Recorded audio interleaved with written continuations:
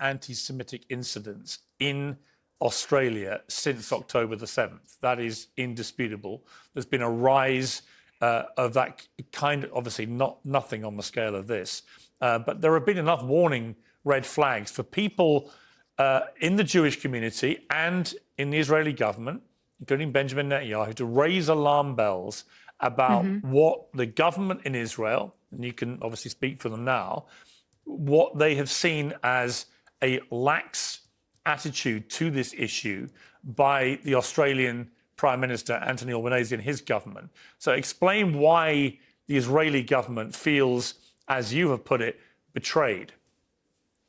Well, it started even in the first few days, just 2 days after the worst massacre of Jews since the Holocaust, where we were still mourning and burying our dead who were, entire families were burnt alive, little girls were raped, trying to pick the pieces together.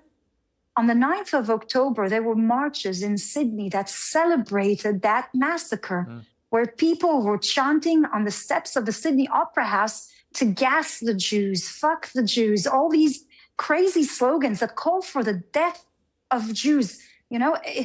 This have emboldened them to go more publicly and to call for violence and killing of the Jewish community in Sydney.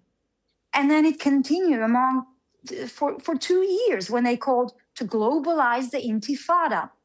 When you say to globalize the Intifada, the Bondi massacre, this is what it means. It means to bring that hatred, that violence, those massacre, beheading people, what we've seen during the Intifada, and to bring them to London and to Sydney and to New York and to Toronto.